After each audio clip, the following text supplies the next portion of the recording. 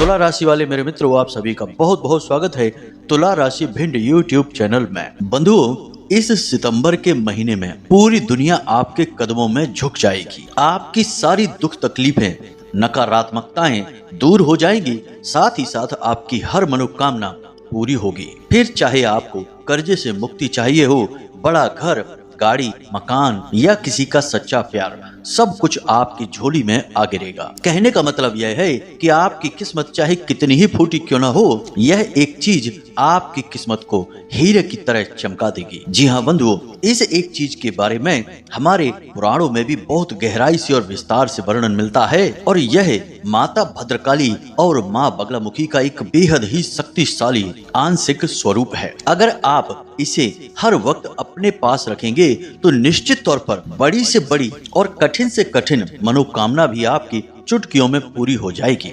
क्योंकि बंधुओं, याद रखना कि इंसान के बस में भले ही बहुत सारी चीजें ना हो, लेकिन देवी देवताओं के लिए कुछ भी नामुमकिन नहीं है। यदि वे आपके ऊपर कृपा करने पर आ जाएं, तो आपको वह सब कुछ भी दे सकते हैं जो आपने कभी सपने में भी नहीं सोचा होगा। तो अब दिव्य शक्तियों की विशेष कृपा आपके ऊपर पूरे सितंबर के महीने में रहेगी, और ग्रहों की बदलती चाल का भी आपको सीधा फायदा होगा यदि आप इस एक चीज को हर वक्त अपने पास रखेंगे। तो जयकारा बोलो माता रानी का, जगत माई महामाई माँ भद्रकाली की जय बोलो, माता रानी के सांचे दरबार की जय बोलो। बंधुओं, कैसा हो कि आज आपको एक ऐसी चीज के बारे में बता दिया जाए जिसका वैदिक और शास्त्रीय महत्व तो बहुत अधिक है ही, विशेष देवीय शक्तियां भी इस एक चीज से आकर्षित होती हैं, और जो इस एक चीज को धारण करके रखता है उसकी हर मनोकामना पूरी करने लगती हैं। क्योंकि हम जानते हैं कि आप इस समय बहुत सारी उलझनों के साथ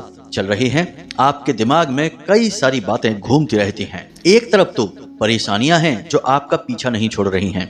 किसी के जीवन में काम धंधे व्यापार से जुड़ी समस्याएं हैं, कोई अपने रिश्ते नातों को लेकर बहुत दुखी है, और किसी के जीवन में पैसे की तंगी चल रही है और कर्जे ने भी उनकी कमर तोड़ कर रखी है, और कुछ हैं जो बीमारियों से परेशान है। एक के बाद एक बीमारियों का जो सिलसिला चल रहा है वह टूट ही नहीं रहा है।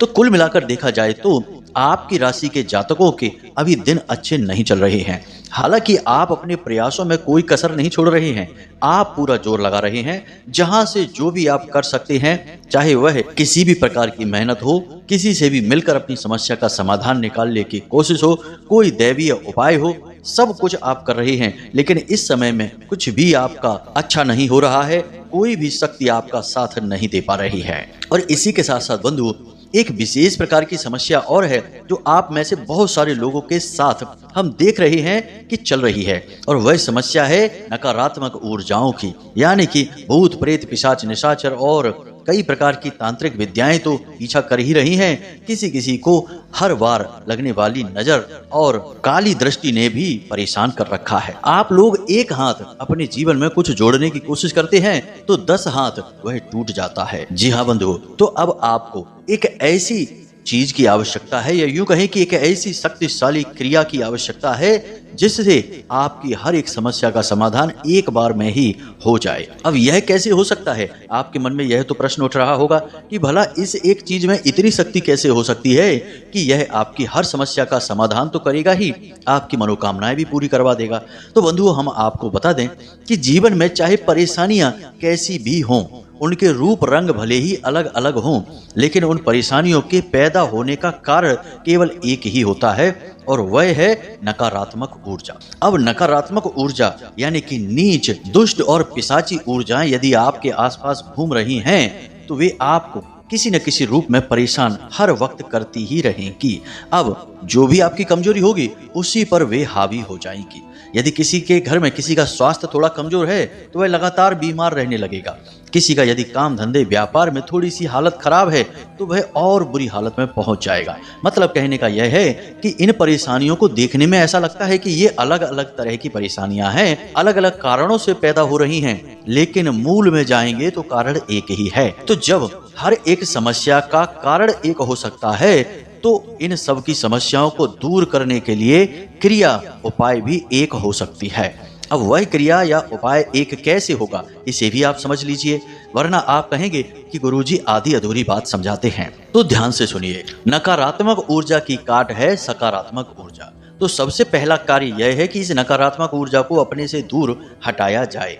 जब आप हटाएंगे तो आपके आसपास अपने आप एक वैक्यूम, एक खाली जगह तैयार होगी और फिर कुछ ऐसी विशेष क्रियाएं करेंगे जिससे कि शुद्ध सकारात्मक ऊर्जा, जिसे हम माता बगलामुखी और माँ भद्रकाली की ऊर्जाएं कहते हैं, आपकी ओर आकर्षित होंगी।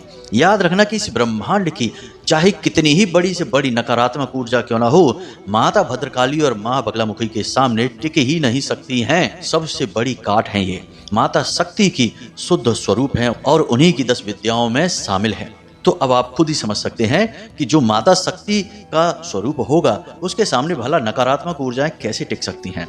तो आज हम आपके घर में, आपके जीवन में इन्हीं 2 विशेष महाशक्तिशाली ऊर्जाओं को स्थापित करवाने वाले हैं इस एक क्रिया के माध्यम से। और एक बात हम आपको और पूरे दावे के साथ बता दें यहाँ पर कि यदि आपने हमारे द्वारा बताई गई बातों को अच्छी तरह से समझ लिया और जिस प्रकार हमने आपको क्रियाओं को समझा रहे हैं उसी प्रकार से इन क्रियाओं को अपने जीवन में उतार लिया, तो फिर चाहे कितनी ही बड़ी समस्या आपके जीवन की क्यों ना हो, कुछ ही दिनों में देखते देखते ही आपकी वह गायब हो जाएगी। और यह हमारा खुद का अपने जीवन भर का अनुभव भी है और हमने इसे हजारों लोगों पर आजमाया भी है। तो इसकी प्रामाणिकता की तो कोई बात ही नहीं है। जी हाँ बंधुओं, तो अब यदि आपको सचमुच में अपने जीवन की परेशानियों का अंत करवाना है, इनसे मुक्त होना है और एक शांति और सुकून भरा जीवन जीना है जिसमें कि प्रेम की गंगा बहती हो और कोई दुख तकलीफ ना हो, परेशानियां जरूर हो लेकिन दुख ना हो।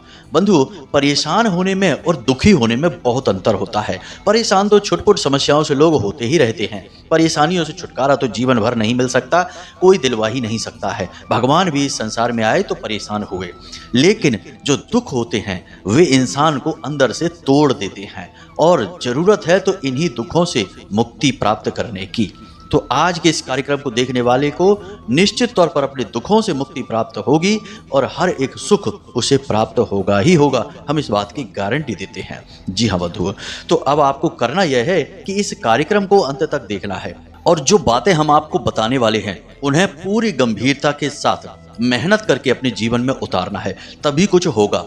ताली 2 हाथों से ही बजती है। खाली हम ही मेहनत करते रहें, आपको विशेष से विशेष ज्ञान देते रहें और आप कुछ भी ना करें, बस हाथ पर हाथ धरे बैठे रहें तो कुछ भी नहीं होने वाला है। हम तो बंधुओं सत्य कहते हैं। कुछ लोगों को अच्छा लग जाता है तो तारीफ करते हैं, गुरुजी आपने अच्छा बताया, और कुछ लोगों को कड़वा लग जाता है तो कह देते हैं कि गुरुजी आप तो पता नहीं क्या बातें कहते हैं, हमें तो समझ नहीं आती हैं आपकी बातें।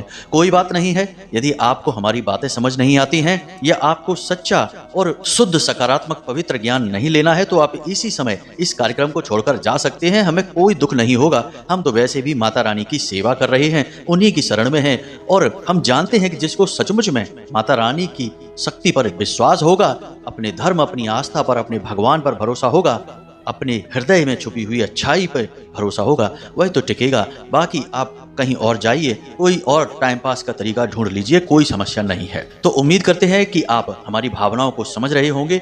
हाँ, आज हम थोड़ा सा कठोरता से अवश्य कह रहे हैं क्योंकि कुछ लोग बड़े ही बेसिर पैर के कमेंट करते हैं और बड़े ही अजीबोगरीब ढंग से इन बातों को लेते हैं। जानते तो कुछ भी नहीं है लेकिन बातें ऐसी करते हैं जैसे महाज्ञानी हैं, बहुत कुछ सिद्धियां करके बैठे हुए हैं। और इन्हीं मूर्खों की ऐसे बिना सिर पैर के कमेंट देखकर, इनकी बातें सुनकर हमारा मन बेचैन हो उठता है। क्योंकि बंधुओं, हम आपको बता दें कि यही वो लोग हैं जो समाज में घोर नकारात्मकता को फैलाने का पूरा प्रयास करते हैं। दूसरों को नजर लगाना, दूसरों की कामयाबियों से जलना, किसी की खुशी को देखकर दुखी हो जाना और जिस थाली में खाना उसी थाली में छेद करना, यह ऐसे लोगों के गुण होते हैं। खैर, जो भी है माता रानी खुद ही देख लेंगी, ईश्वर इनका खुद ही न्याय कर लेंगे, हमें कुछ भी लेना देना नहीं है। तो चलिए बंधुओं, आज के इस विशेष कार्यक्रम की शुरुआत करते हैं और आपको आज जीवन को बदल देने वाला एक महाज्ञान देते हैं जो हमारे खुद के व्यक्तिगत अनुभवों और माता रानी के द्वारा दी गई अनुभूतियों पर आधारित है। लेकिन इससे पहले हम चाहेंगे कि आप माता रानी को आभार अवश्य व्यक्त करें। तो कमेंट बॉक्स में लिखिए, जय मां भद्रकाली कृपा करो।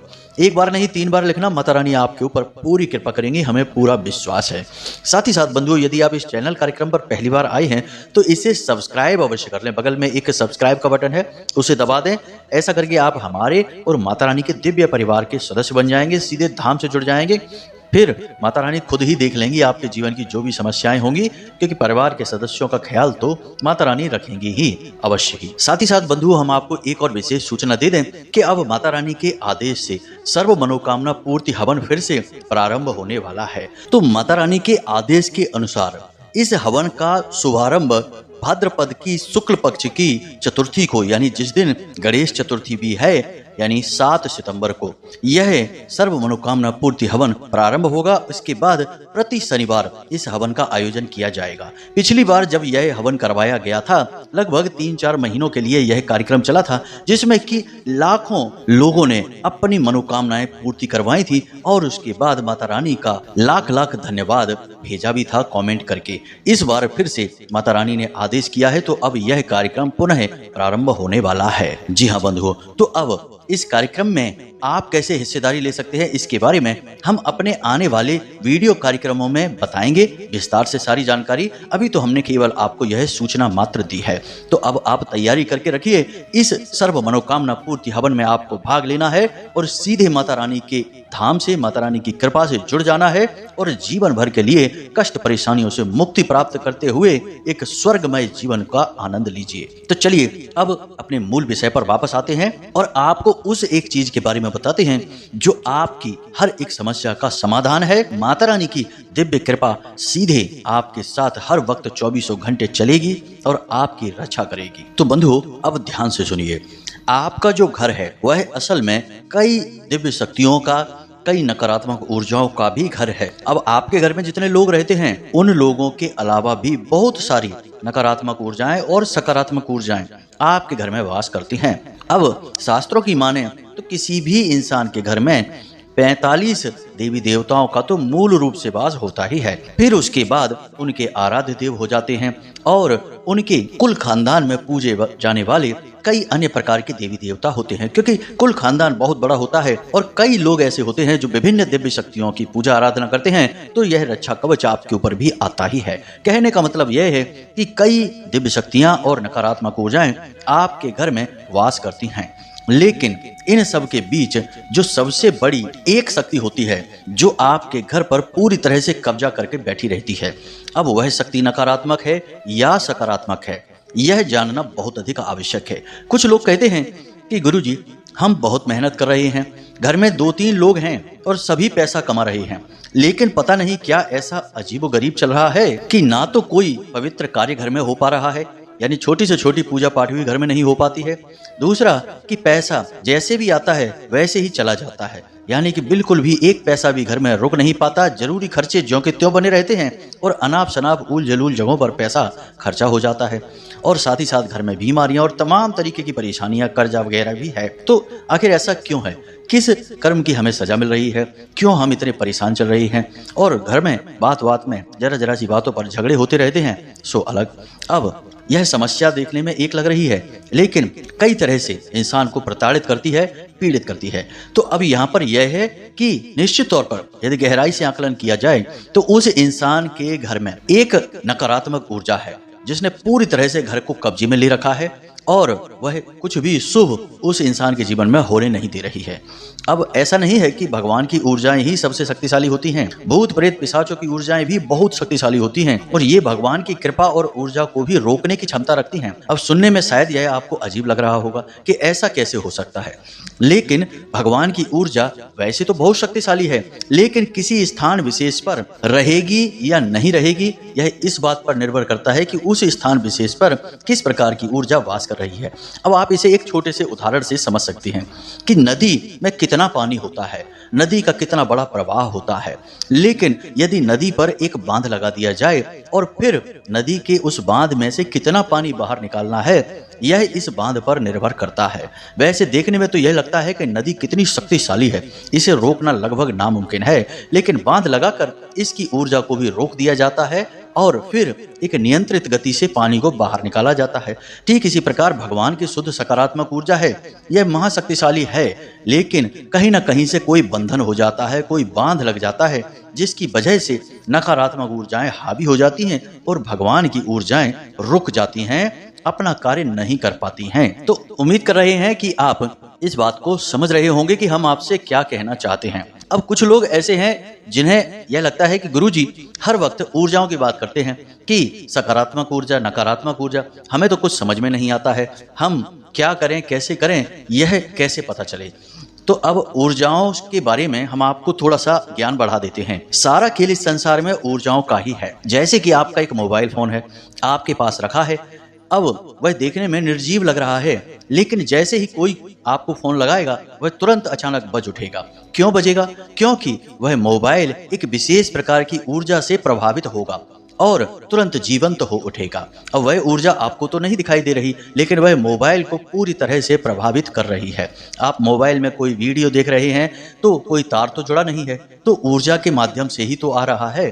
अब ऊर्जाओं का जब इतना प्रभाव चीजों पर रह सकता है तो इंसानों पर क्यों नहीं रहेगा? इंसान तो खुद भी ऊर्जा स्वरूप ही होते हैं। आपके अंदर रह रही आत्मा क्या है? एक ऊर्जा का ही तो स्वरूप है। कोई आत्मा को देख सकता है क्या? ना आत्मा आते हुए दिखती है, ना जाते हुए दिखती है, क्योंकि वह शुद्ध ऊर्जा है। इसीलिए जब आप मंदिर में जाते हैं तो आपको अलग तरीके के अनुभव होते हैं। जब आप किसी शमशान घाट में जाते हैं तो आपको अलग तरह के अनुभव होते हैं। जिसके यहाँ मृत्यु हो जाती है, कोई गमी हो जाती है, वहां जाते हैं तो अलग तरीके के अनुभव होते हैं। क्यों होता है ऐसा? क्योंकि दोनों स्थानों की ऊर्जाएं एकदम विपरीत हैं, अलग अलग हैं, तो आपके अनुभव भी एकदम विपरीत होते हैं, अलग अलग होते हैं। तो उम्मीद कर रहे हैं हम कि आपको समझ में आ रहा होगा कि ऊर्जाओं का कितना बड़ा प्रभाव रहता है इंसान के जीवन पर। अब जो भी इंसान इन ऊर्जाओं को संतुलित कर लेता है, किसी पूजा पाठ के माध्यम से, किसी चीज के माध्यम से, या फिर किसी गुरु की कृपा के माध्यम से, तो उस इंसान के जीवन में फिर गलत घटनाएं नहीं होती हैं। ईश्वर की कृपा हमेशा बनी रहती है। आपने देखा होगा, इसीलिए बहुत सारे लोग अष्ट धातु का चूड़ा पहने रहते हैं, अंगूठी पहन के रखते हैं, या फिर कोई विशेष नग धारण करते हैं, रुद्राक्ष धारण करते हैं, कोई लॉकेट, ताबीज।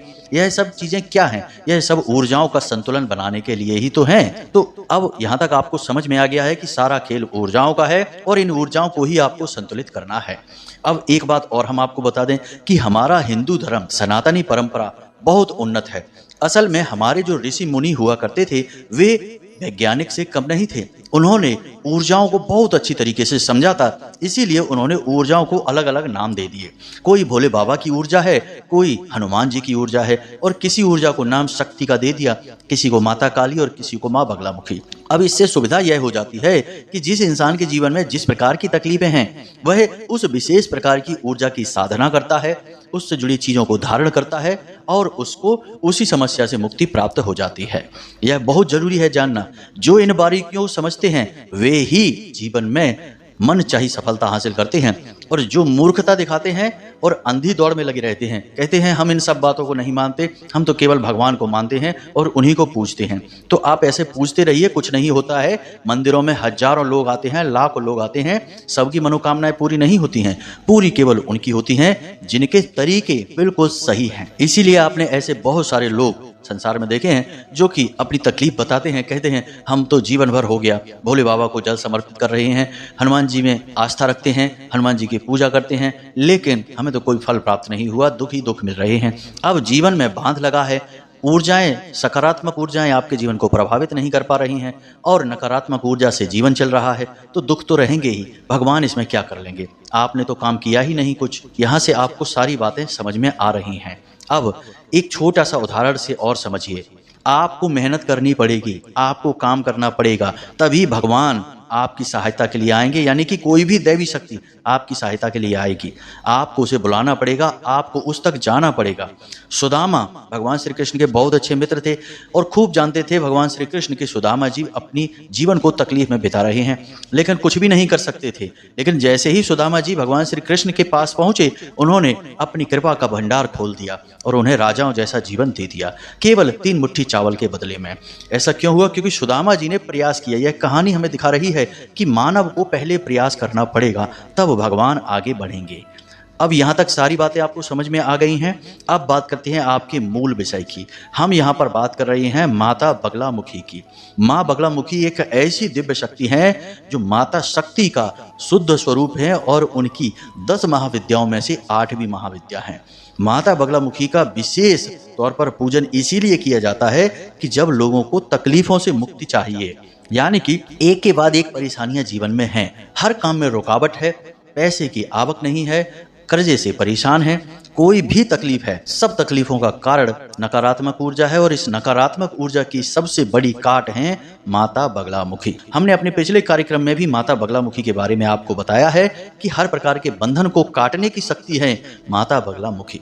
तो माता बगलामुखी की साधना आपको करनी ही होगी। अब कैसे करेंगे आप यह, तो इसे आप ध्यान से समझिए। आपको बाजार से माता बगलामुखी की एक छोटी सी तस्वीर, कोई फोटो अपने घर लेकर आनी है। इसी के साथ साथ आपको एक भोजपत्र, एक कागज आता है, एक अष्टगंध की स्याही और एक अनार की कलम, यह सामग्री लेकर आनी है। शनिवार के दिन आप इस क्रिया को प्रारंभ करेंगे। आपके घर में यदि माता बगलामुखी की तस्वीर या फोटो है और उसका पूजन होता है नित्य, तो आप फोटो को ना लेकर आएं, इस सामग्री को अकेला लेकर आएं। लेकिन इसमें भी समस्या यह है कि आपके घर में माता बगलामुखी की पूजा तो होती है, लेकिन क्या माता रानी आपके घर में रहती भी हैं, इसको जानना आवश्यक है। क्योंकि कई बार ऐसा होता है कि देवी देवता किसी गलती की वजह से हमारे घर को छोड़कर चले जाते हैं, फिर उनकी केवल फोटो या मूर्ति रखी रह जाती है और हम निरंतर उनकी पूजा करते हैं और हमें लगता है कि वे हमारा कार्य सिद्ध कर रही हैं, लेकिन कुछ भी नहीं होता है। बंधुओं, ये सारी बातें बिल्कुल सत्य हैं। आप अपने जीवन में इनका आकलन करके देखना। हमने तो अपनी साधना के माध्यम से इन सब बातों को समझा है और यह हमारे जीवन का अनुभव है, तभी हम आपको बता रहे हैं। अब आपके जीवन में माता बगलामुखी हैं या उनकी कृपा है, इससे जानने का क्या तरीका है, हम अभी आपको आगे बताने वाले हैं। आप माता की फोटो लेकर आइए, शनिवार के दिन लेकर आइए। उसके बाद आप पीले रंग का प्रसाद, पीले रंग के फूल और पीले रंग के वस्त्र स्वयं धारण करने के लिए, यदि नहीं है तो केवल पीले रंग का कोई एक कपड़ा जिसे आप ओढ़कर बैठेंगे पूजा के समय। हल्दी की माला आपको चाहिए जो आप जाप करेंगे मंत्र, उसके लिए। दूसरा, गाय का घी। गाय का घी नहीं है तो सरसों का तेल भी चलेगा। जी हाँ बंधुओं, अब यहाँ तक आप समझ गए। अब आपको क्या करना है, रात्रि को 9 बजे के आसपास आपको माता की फोटो अपने पूजा घर में स्थापित करनी है और माता रानी को जल समर्पित करना है, उसके बाद पुष्प समर्पित करना है और उसके बाद पीले रंग का प्रसाद है भोग स्वरूप उन्हें अर्पित करना है। फिर उसके बाद आप धूप दीप वगैरह जो भी चाहे सारी क्रियाएं कर सकते हैं, क्रमबद्ध तरीके से सब कुछ करिए। और उसके बाद आप जो भोजपत्र लेकर आए हैं, उस भोजपत्र पर 3 बार या फिर 6 बार, 3 बार आगे की तरफ और 3 बार पीछे की तरफ अष्टगंध की स्याही से, अनार की कलम से माता बगलामुखी का यह स्तंभन मंत्र है, इसे लिख लीजिए। अब यह मंत्र कौन सा है, मोबाइल की स्क्रीन पर भी आपको दिखाई देगा और हम आपको बोलकर भी बता देते हैं। मंत्र कुछ इस प्रकार है। ओम ह्लीम बगलामुखी सर्वदुष्टानां वाचम मुखम पदम स्तंभय जीभाम कीलय बुद्धिम विनाशाय ह्लीम ओम स्वाहा। मंत्र एक बार फिर से सुनिए ध्यान से। ओम ह्लीम बगलामुखी सर्वदुष्टानां वाचम मुखम पदम स्तंभय जीभाम कीलय बुद्धिम विनाशाय ह्लीम ओम स्वाहा। इस मंत्र को आपको उस भोजपत्र पर लिखना है, 3 बार आगे और 3 बार पीछे, छोटे छोटे अक्षरों में लिखना है। उसके बाद आपको यह भोजपत्र का टुकड़ा माता रानी को समर्पित कर देना है, यानी उनके चरणों में रख देना है। अब आपको इसी मंत्र का एक माला जाप करना है और जाप आप हल्दी की माला से ही करेंगे और गोमुखी में छुपा कर, यानी एक जो थैली टाइप की होती है उसके अंदर छुपा कर करेंगे, दिखाएंगे नहीं। इस जाप को करते समय आपके सिर पर कपड़ा होना बहुत अधिक आवश्यक है। पवित्रता का विशेष ख्याल रखें और यह क्रिया रात्रि के समय ही होती है, दिन में नहीं होती है।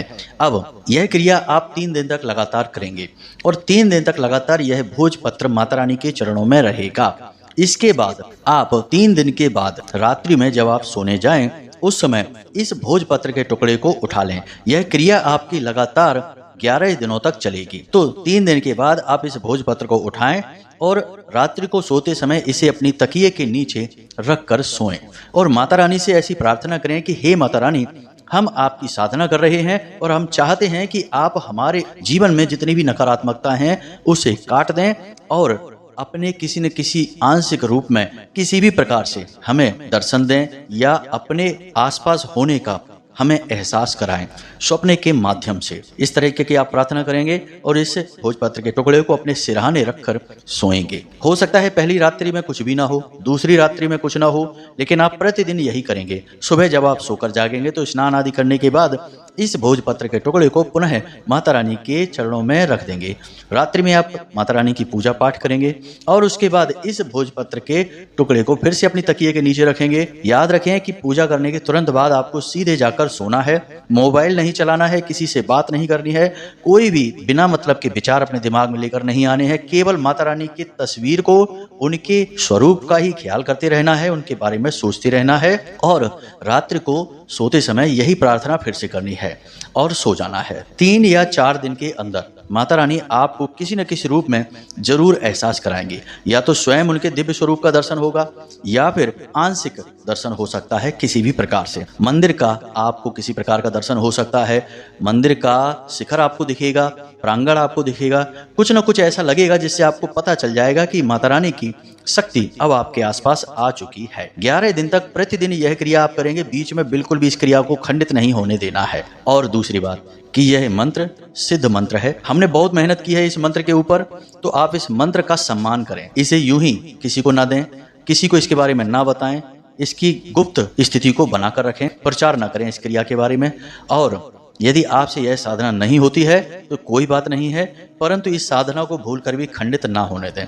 खंडित हो जाएगी साधना तो आपके साथ साथ हमें भी माता रानी का क्रोध सहना पड़ सकता है, माता रानी हमसे नाराज हो सकती हैं और हम नहीं चाहते कि हमारी साधना खंडित हो, किसी भी प्रकार से हमें परेशानी आए। हम तो केवल आपकी दुख तकलीफ और परेशानियों को देखते हुए यह विशेष साधना आपको दे रही हैं। तो जरा इन सब बातों का यानी कि विषय की गंभीरता को अवश्य समझ लेना, अगर आप संभाल सकें तो ही इसे करना। अब जब 11 दिन में आपको पूर्ण रूप से माता रानी का आभास हो जाएगा, उनका आपके आसपास होना आपको खुद महसूस होगा, तब 11 दिन के बाद आप इस भोजपत्र के कागज को प्रतिदिन अपनी जेब में रखकर घर से बाहर निकलें।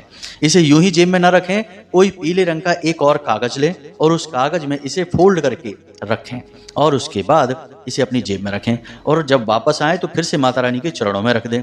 और फिर रात्रि को आपको इसे तकिए के नीचे रखकर सोने की आवश्यकता नहीं है, क्योंकि यह तो केवल माता रानी की प्रामाणिकता चाहिए कि आप अब आ चुकी हैं, इस बात का प्रमाण है बस। अब प्रतिदिन आप इस कागज को अपनी जेब में रखकर निकलेंगे, माता रानी के मंत्र का ख्याल करते रहेंगे। आप चाहें तो साधना और आगे बढ़ा सकते हैं। माता बगलामुखी की साधना 11 दिन की होती है, 36 दिन की होती है, 63 दिन की होती है, 93 दिन की होती है, जितने दिन चाहे आप कर सकते हैं। 96 दिन की होती है, जैसे चाहे आप कर सकते हैं, आपके ऊपर है। जितनी श्रद्धा आपकी बढ़ती जाए आप साधना करते जाएं। एक ही माला की तो बात है, जरा सी मेहनत है बस, लेकिन जीवन भर के लिए माता रानी का साथ आपके साथ रहेगा और आपका उद्धार होता रहेगा। हजारों लोग ऐसे हैं जो माता रानी की साधना हमारे कहने से किए और उनके जीवन में ऐसे विचित्र और अनोखे अनुभव उन्हें हुए कि वे माता रानी को लाख लाख धन्यवाद देते हैं और हमारा भी आभार मानते हैं, क्योंकि कहीं ना कहीं थोड़ा बहुत गुरु शिष्य परंपरा का आभार तो रहता ही रहता है। ठीक है बंधु, अब जो ज्ञान की बात हमने देनी थी आपको दे दी है, साधना देनी थी हमने आपको दे दी है। अब इस साधना से जुड़े कोई प्रश्न आपके मन में हो, कोई भी किसी भी प्रकार का विचार हो, आप हमसे कमेंट करके पूछें या फिर व्हाट्सएप नंबर जो डिस्क्रिप्शन में दिया है उस नंबर पर मैसेज करके पूछ सकते हैं। अत्यंत आवश्यक प्रश्न ही पूछा करें बंधुओं, जो सचमुच में आपके मन में है और आपको परेशान कर रहे हैं। केवल उन्हीं बातों के लिए संपर्क करें, क्योंकि हम अपना जीवन का अधिकतर भाग माता रानी को समर्पित कर चुके हैं, तो हमारा समय उन्हीं की सेवा में बीतता है। जब भी समय मिलता है तभी हम आपके प्रश्न देख पाएंगे, अन्यथा बीच में हम नहीं देख सकते हैं। इसके लिए क्षमा चाहेंगे, क्योंकि हमारे लिए माता रानी ही सबसे बढ़कर हैं और कुछ भी नहीं। बंधु, उम्मीद करते हैं कि आप हमारी भावनाएं समझ रहे होंगे और हम किस प्रकार से माता रानी की सेवा कर रहे हैं आपकी सहायता करके, यह भी आप समझ रहे होंगे। तो चलिए बंधु, आज के इस विशेष कार्यक्रम को यहीं पर समाप्त करते हैं और उम्मीद करते हैं कि आपको सारी बातें समझ में आ गई होंगी। अब आप स्वयं अपने जीवन को अपने हाथों से बदल डालेंगे। तो बस हमारा आपसे यही कहना है, हमेशा सकारात्मक रहिए, माता रानी में अपनी आस्था बनाए रखिए, हंसते रहिए, मुस्कुराते रहिए, जीवन का आनंद लेते रहिए और दिन में एक बार मंदिर अवश्य जाइए। मिलते हैं अगले विशेष कार्यक्रम में, तब तक के लिए धन्यवाद। प्रेम से बोलिए जय माई की, जय माँ भद्रकाली, जय माँ बगलामुखी। माता रानी आपका कल्याण करेंगी। धन्यवाद।